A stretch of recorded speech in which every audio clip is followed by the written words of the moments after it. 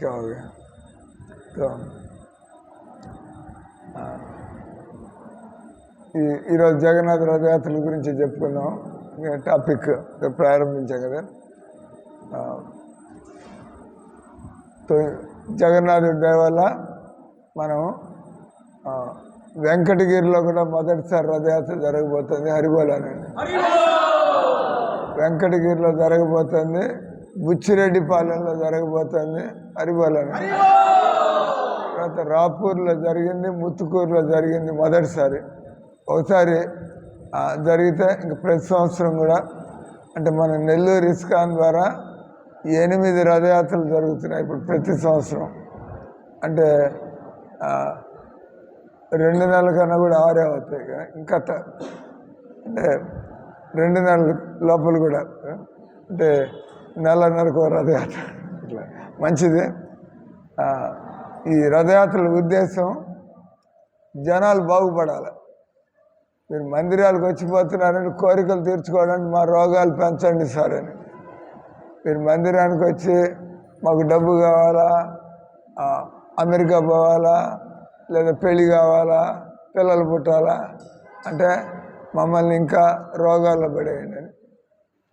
భగవంతుడి దగ్గరికి వచ్చేది 24 గంటలు ఆనందంగా ఉండడానికి, మనం ఇతరులందరికీ కూడా మేలు చేయడానికి. అంటే మీరు ఆనందంగా ఉంటే 10 మందికి చెబుతారు.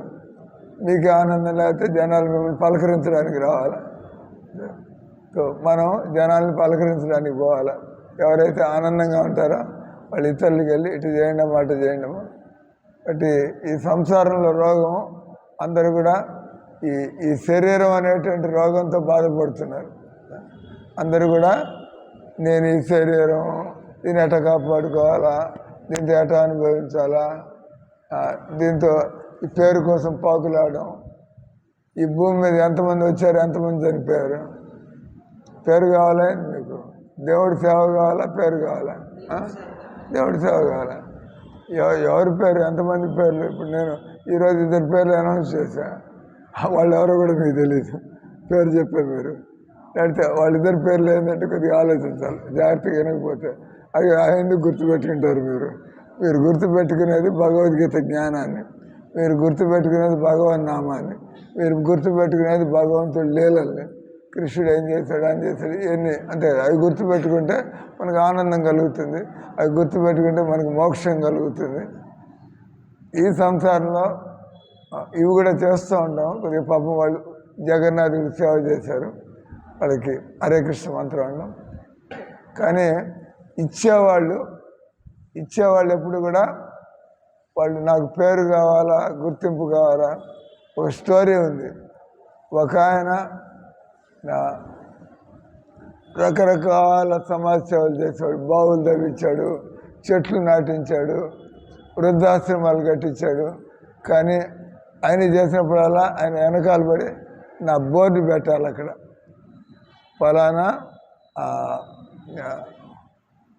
ఫలానా రెడ్డి గారు, ఫలానా నాయుడు గారు, చౌదరి గారు పేర్లు పెట్టించాడు.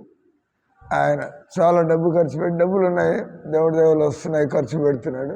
కానీ ఆయన ప్రజలకు మేలు చేయాలని కానీ లేదా భగవంతుడికి సేవ చేయాలని అట్లా కాదు. నాకు పేరు ఉండాలి, నా పేరు వేసేటైతే నేను రూమ్ కట్టిస్తాను, నా పేరు వేసేటైతే నేను బావి తవ్విస్తాను. ఈ బావి ఫలానా ఆయన తవ్వించినాడు. ఆ రకంగా ఆయన ఒకరోజు చనిపోయినాడు. జనాలందరూ కూడా చాలా మంచి మంచి పనులు చేశాడు. ఆయన ఎన్నో బావులు కట్టించాడు, ఆ తర్వాత వృద్ధాశ్రమాలు కట్టించాడు, మందిరాల్లో ఇది చేశాడు, అది చేశాడు. ఆయన ఒకరోజు చనిపోయినాడు. చనిపోయిన తర్వాత యమరాజు దగ్గరికి పోవాల్సి వచ్చింది. అదేంది, నేను ఇన్ని సేవలు చేస్తే నన్ను యమరాజు దగ్గరికి తీసుకొచ్చాడు.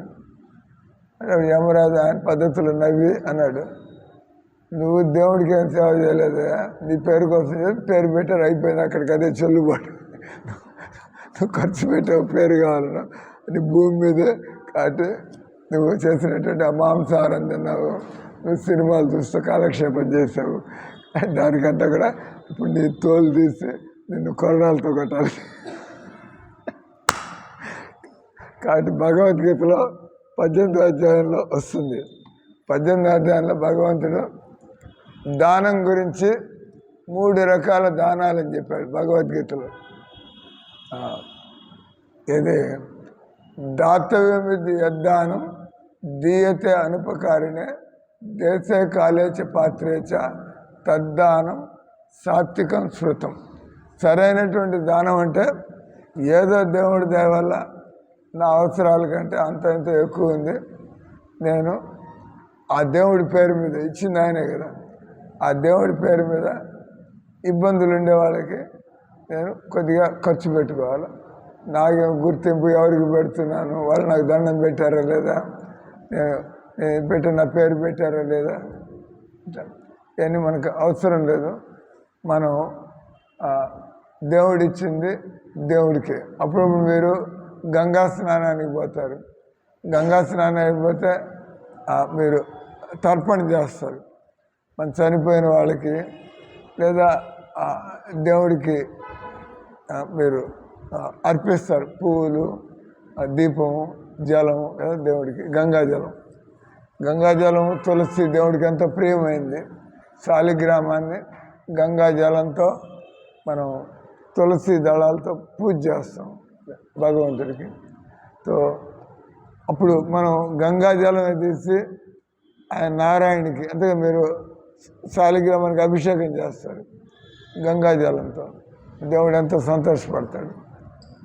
అంటే గంగాజలాన్ని తీసి మళ్ళీ మీరు ఆ గంగకే అర్పిస్తారు. అంతే నీళ్ళు తీసి ఓం నారాయణ మహా నమో నారాయణ మహా అని చెప్పి మళ్ళీ వదిలిపెడతారు తర్పణ మన దేవుడికి. అంటే గంగాజలం మళ్ళీ మనం పూజించడానికి దేవుడికి వాడుతున్నాం, ఆయన ఇచ్చింది ఆయనకే వాడుతున్నాం. సో ఆ రకమైనటువంటి భావనలో ఉండాలి మనం ఎప్పుడైనా చేసుకున్నప్పుడు. అది ఎట్లాగో మనకి మేలు జరుగుతుంది, అంటే మన పేరు కోసం చేయడం కాకుండా దాన్ని రాజసిక దానం అన్నారు. ప్రత్యుపకారార్థం ఫలముద్దిశ్య. ఎవరైతే ఇష్టం లేకుండా పేరు కోసం ఫలితాన్ని ఆశించో ఆ రకంగా దాన ధర్మాలు చేస్తారో అటువంటి వాళ్ళు చేసే దానాన్ని రాజసిక దానము. రాజసిక దానం అంటే నేను ఈ శరీరం అనుకుని గుర్తింపులు ఇవన్నీ కూడా దానికోసం తంటాలు పడ్డాం. అంతకంటే కూడా ఇంకా నీచమైన దానం ఉంది, సాత్విక దానం. క్లబ్బులు కట్టడానికి, ఆటల మైదానాలు ఎక్కడ పడితే పేరు కోసం వాళ్ళు ఈ రకంగా జనాలు దేవుడితో సంబంధం లేదు, అది ధర్మకార్యం కాదు, కానీ ప్రజల మధ్యలో ఇట్లాంటి ఖర్చులు పెడుతూ ఉంటారు. రాజకీయ పార్టీలకి చందాలు ఇవ్వడం అంతే కదా. అంటే రాజకీయ పార్టీ చందా ఇస్తే నాకు తర్వాత ఏదో పోస్ట్ ఇస్తాడేమో, లేదా నన్ను ఎమ్మెల్యే టికెట్ ఇస్తాడేమో. అంటే దేవుడు లేదు, పాడు లేదు అక్కడ. ఏంటి దాన్ని తామసిక దానం అంటారు. ఎవరికి ఇస్తున్నాము, ఏ పని కోసం ఇస్తున్నాము, ఏ టైంలో ఇస్తున్నాము. జన్మాష్టమికి ఇస్తాము, మీరు ఎలక్షన్లప్పుడు ఇస్తారు, డబ్బులు పంచి పెడతారు కదా, దేవుడితో సంబంధమే లేదు దానికి. ఈ రకంగా దానాలు కూడా రకరకాలుగా ఉంటాయి. కాబట్టి ఈరోజు కొద్దిసేపు మనం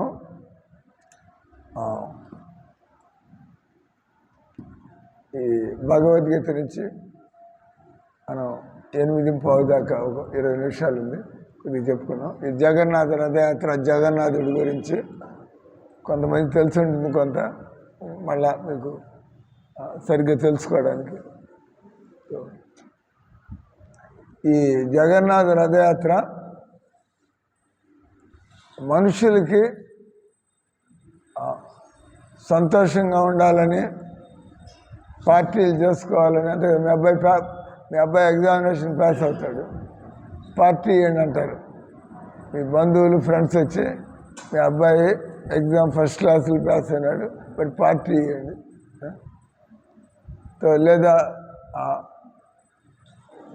పెళ్ళి, రిసెప్షను, పెళ్ళి, భోజనాలు పెడతారు కదా, ఉత్సవాలు, బర్త్డే, కేక్ కట్ చేసి. కానీ ఈ రోజుల్లో జనాలకి తెలియంది దేవుడిని పక్కన పారేసి చేస్తూ ఉంటారు. ఇప్పుడు ఆశీర్వాదం ఎక్కడి నుంచి వస్తుంది అంటే మీరు పూర్వజన్మలో ఉన్నది ఏదో ఖర్చు పెట్టుకుంటున్నారు, కానీ భవిష్యత్తుకి మీరు ఏం సంపాదించుకుంటున్నారు? ఎప్పుడు దేవుడిని మధ్యలో పెట్టి చేసుకుంటూ ఉండాలి. ఎప్పుడు దేవుడిని మధ్యలో పెట్టి చేసుకుని దేవుడు ఎవరో తెలియాలి. జనాలకి ఈరోజు ఒక ఆయన వచ్చాడు, నాకు దేవుడు అంటే చాలా నమ్మకం సార్. పొద్దున క్లాస్కి వచ్చాడు. పొద్దున ఇస్కాన్లో 2 క్లాసులు ఉంటాయి. ఉదయం పూట భాగవతం క్లాసు, సాయంత్రం పూట భగవద్గీత క్లాస్ ఉంటుంది. జనాలు వచ్చిన రాపోయినా మేము చదువుకోవాలి కదా, భాగవతం మేము చదువుకోవాలా. మీరందరూ ఉన్నారనే కాదు, మీరందరూ ఉన్నారు, నేను పైకి ఎక్కా, మీరు లేకపోతే అక్కడ కూర్చుంటాను. నేను అక్కడ కూర్చొని క్లాస్ ఇస్తాం మందిరంలో ఉండేవాళ్ళకి. ఆయన నాకు దేవుడు అంటే నమ్మకం సరే అంటే నువ్వేం చేస్తున్నావు, ఏ దేవుడిని పూజిస్తున్నావు అంటే ఏం చెప్పాలి, అన్ని గుళ్ళకి పోతూ ఉంటాడు. వెంకయ్య స్వామి దగ్గరికి పోతాడు, సాయిబాబా దగ్గరికి పోతాడు. చండాలం, గలీదంత భక్తి అంటే తామసిక భక్తి.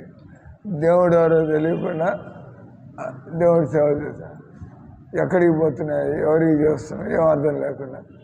కాబట్టి ఏదైనా చేసేప్పుడు మనం తెలుసుకుని ఎవరికి చేయాలా, ఎలా చేయాలా.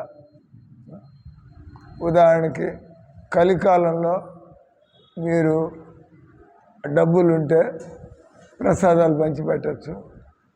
డబ్బులు లేకపోయినా కూడా మీరు దేవుడి ముందు నిలబడి కీర్తనలో పాల్గొంటే మీరు దేవుడి అనుగ్రహానికి దేవుడికి కావాల్సిన కలికాలంలో భగవన్నామ సంకీర్తన అంటే మీరు బాగుపడాలి. భగవన్నామ కీర్తన చేస్తే మీకుండే కోపం పోతుంది, మీకుండే ఈర్ష్య పోతుంది, లేదా మీకుండేటువంటి మోసం చేసే స్వభావం పోతుంది, మీకుండేటువంటి నిర్దయ, జనాన్ని దోచుకోవాలా, ఇట్లాంటివన్నీ పోతూ ఉంటాయి. నేను మిత్తంగా దేవుడు ఆయన మీద ఆధారపడి ఈ జగన్నాథ రథయాత్ర ఇది ఎప్పటి నుంచి ప్రారంభమైందంటే దానికి డేట్ ఏం లేదు.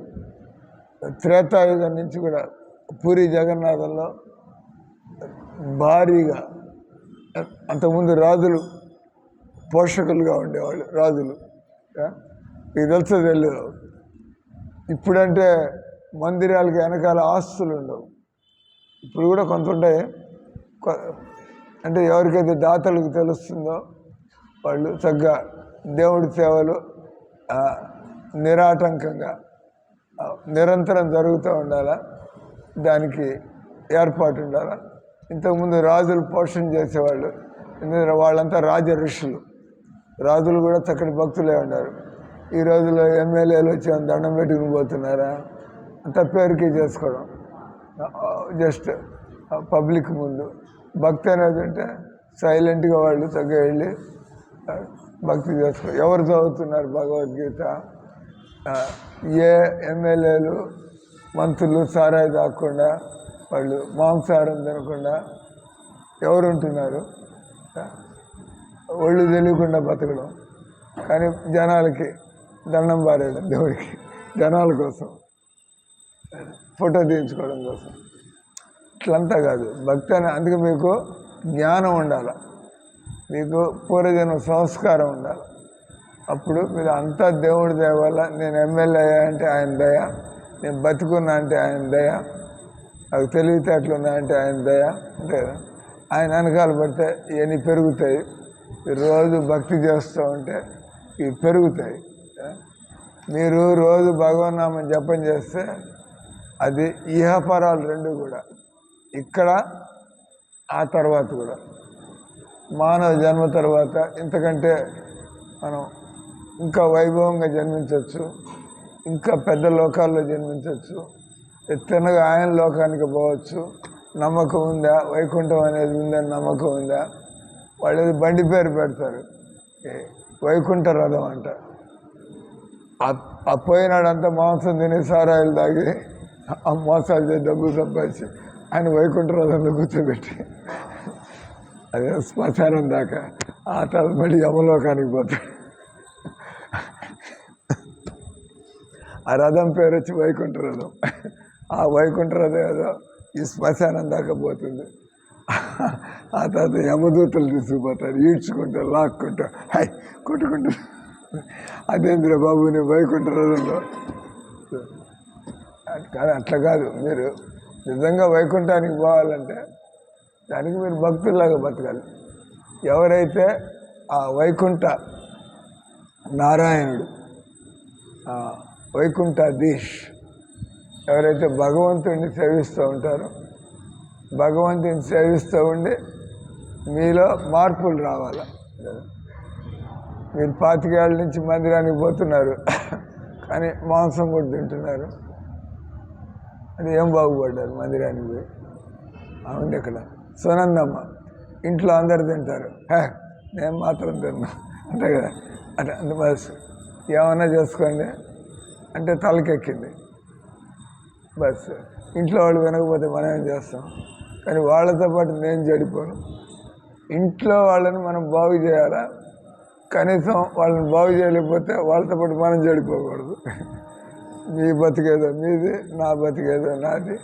ఎందుకంటే చనిపోయేప్పుడు ఎవరు మనకి తోడు రాడు. చనిపోయేప్పుడు ఎవరికి వాళ్ళు పోతూ ఉండాలి. ఎవరు ఎక్కడికి పోతారో, మీరు చేసిన కర్మలకి మీరు, మీ ఆయన చేసిన కర్మలకి మీ ఆయన, మీ పిల్లలు చేసిన కర్మలకి వాళ్ళు ఎవరిది వాళ్ళు అనుభవించాలి. ఎవరిది వాళ్ళకి వీళ్ళకి. అంటే మీరు తింటే మీ అమ్మాయికి ఏమైనా బలం పడుతుంది, మీరు తింటే మీ అమ్మాయికి ఏమైనా బలం వస్తుంది, అది మీరు తింటే మీకు బలం వస్తుంది, మీ అమ్మాయి తింటే అట్లా ఎవరు చేసుకున్న పనులకి వాళ్ళు అనుభవిస్తూ ఉంటారు. కాబట్టి తల్లిదండ్రులు పిల్లలకి అలవాటు చేయాలి. పిల్లలకి డబ్బులు ఇచ్చి గారాబం చేసి అడగొట్టడం కాదు ప్రేమని. కానీ మీరు నిజంగా పిల్లలకి మేలు చేయాలంటే మనం ఎన్నాళ్ళు ఉంటాం, వాళ్ళు బతకాల. వాటి పిల్లలకి మనం సభ్యత, సంస్కారం, భక్తి అలవాటు చేయాలి. వాళ్ళు ఆ విధంగా సద్గుణాలతో బతుకుతున్నట్లయితే వాళ్ళు చక్కగా బతుకుతే దేవుడు వాళ్ళు మనం ఉన్నా లేకపోయినా దేవుడు వాళ్ళని చక్కగా చూసుకుంటాడు. నమ్మకం కదా. దేవుడు చెప్పినట్టుగా బతికితే, దేవుడు గీతలో చెబుతున్నాడు, నేను చెప్పినట్టుగా బతికితే బాధ్యత నాది. ఆ శ్లోకం ఫేమస్ శ్లోకం కంఠస్థపడతారు అందరూ. అనన్యాశ్చంత ఎంతో మాం ఏ జనాం పర్యుపాసితే తేషాం నిత్యాభియుక్తానాం యోగక్షేమం వహామ్యం. యోగక్షేమాలు ఎవరైతే ఎప్పుడూ నన్ను నమ్ముకుని నా నియమాలను పాటిస్తూ నా సేవలు చేస్తూ మీరు ఇంటి పనుల్లో మీ వృత్తి వ్యాపార పనులు ఉండండి. కానీ పొద్దున్న సాయంత్రం కొంత సమయం కేటాయించి మీ మనశ్శాంతి కోసం, మీ స్వభావం మారడం కోసం, భగవంతుని అనుగ్రహం కోసం.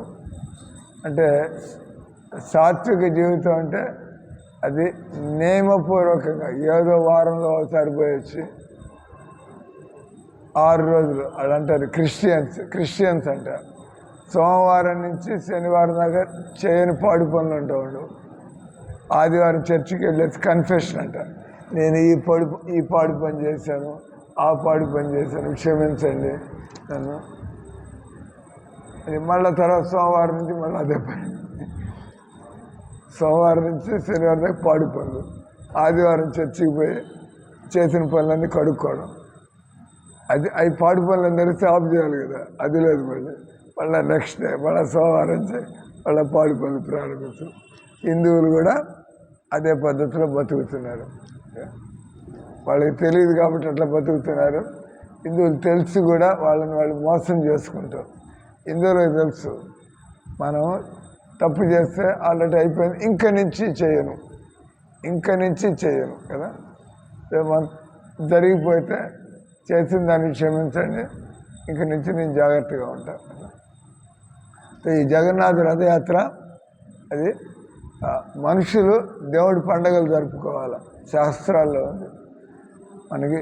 అంటే సభ్యత ఉన్న మనుషులు రాధాష్టమి ఎప్పుడు వస్తుంది సార్, బలరాం జయంతి ఎప్పుడు వస్తుంది సార్, జన్మాష్టమి ఎప్పుడు సార్, వామన్ జయంతి ఎప్పుడు సార్, దేవుడి అవతారాలు ఈ రామనవమి ఎప్పుడు సార్.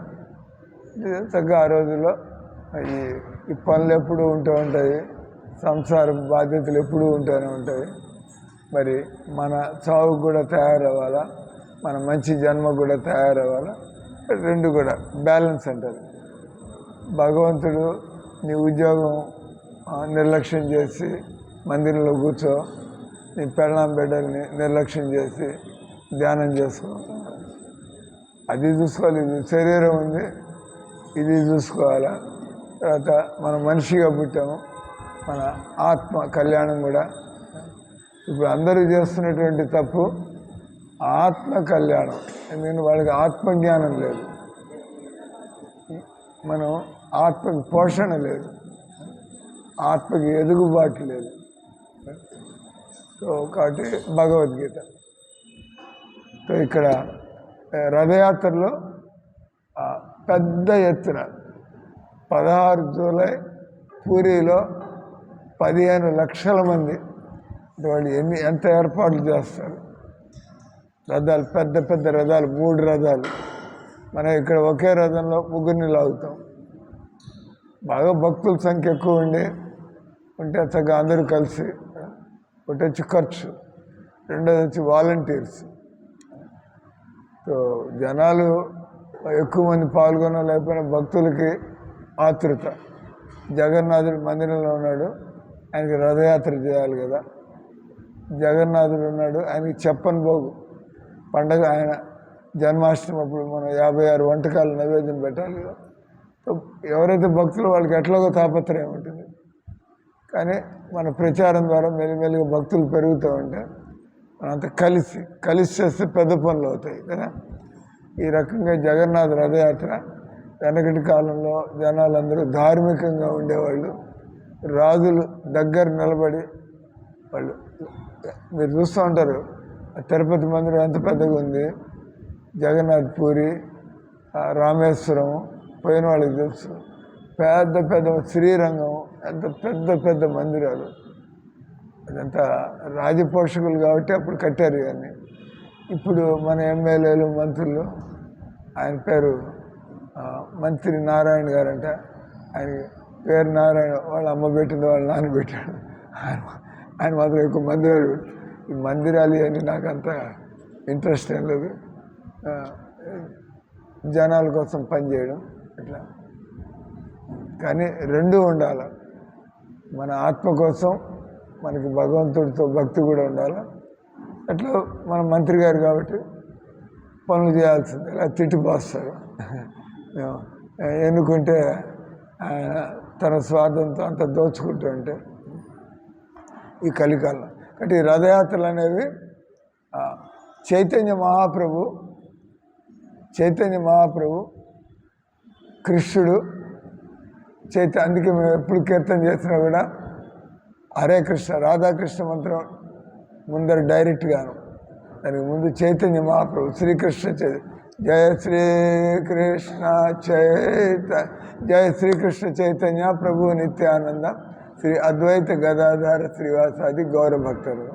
ఈ మంత్రం అని అంటే కలియుగంలో భగవంతుడు చైతన్య మహాప్రభుగా ఇటుపక్క చిన్న విగ్రహాలు 2 చేతులు ఎత్తి, అటుపక్క రాధాకృష్ణ విగ్రహాలు ఉన్నాయి.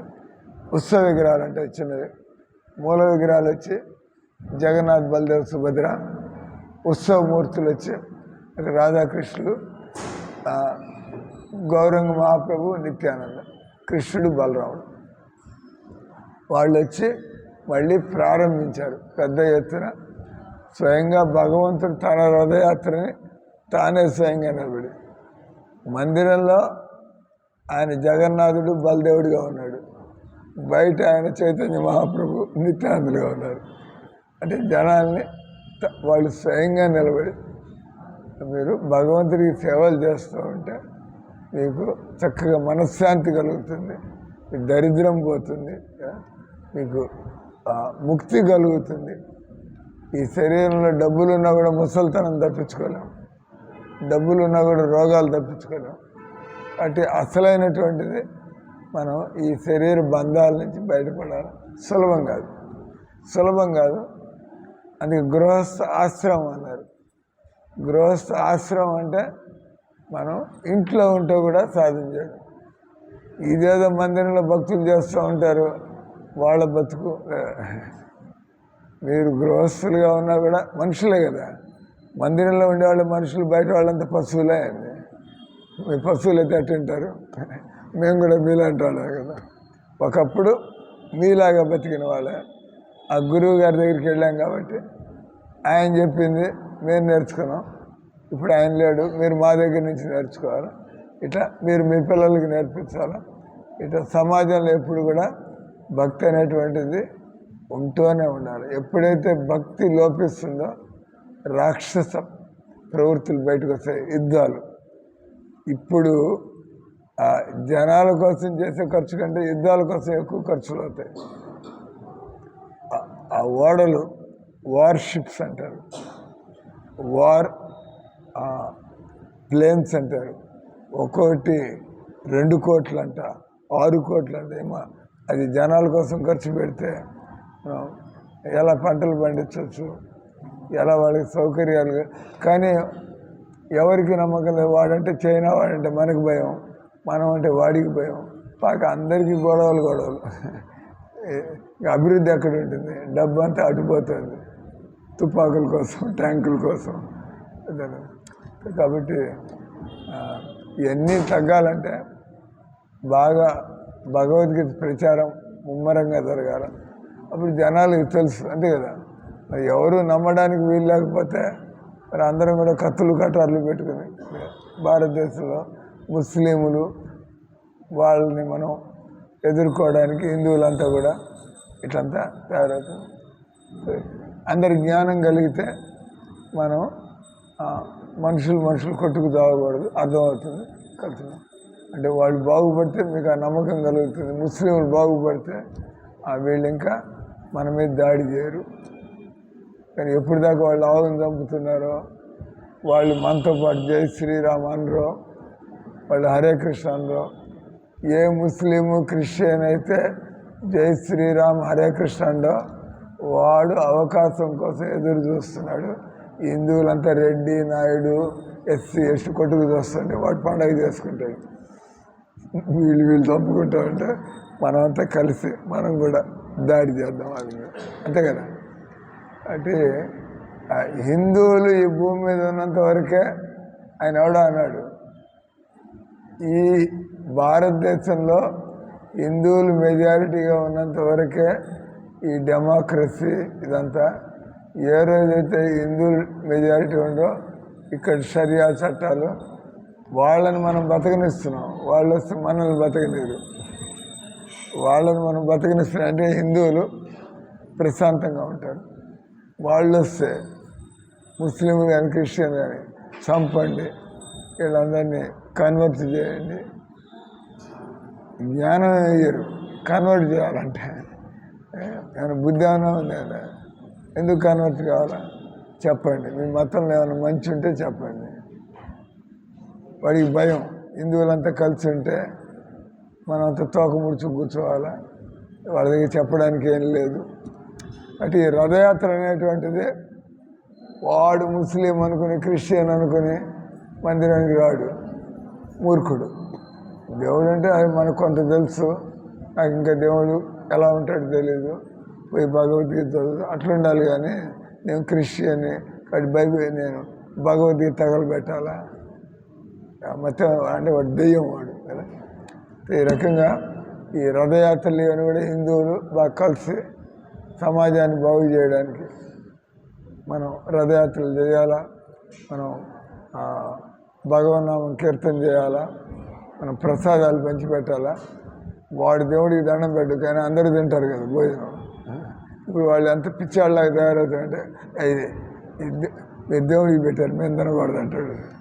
వాడు హోటల్లో చెత్త తిండి తింటాడు, మన చక్కగా మందిరంలో తయారు చేసింది ప్రసాదం మేము తినకూడదు. కానీ వాడు చెమట అని ఖర్చుకుంటే హోటల్లో వాడు పెడుతుంటే అది తింటాడు అక్కడికి పోయి. అంటే వాళ్ళ బుద్ధులు ఎట్లా పనిచేస్తున్నాయి. కాబట్టి హిందువులు ఇంకా మెజారిటీలో ఉన్నారు. మనం అంతా కొద్దిగా ఇట్లాంటివన్నీ చేస్తూ ఉంటే వాళ్ళు మారే అవకాశం ఉంటుంది.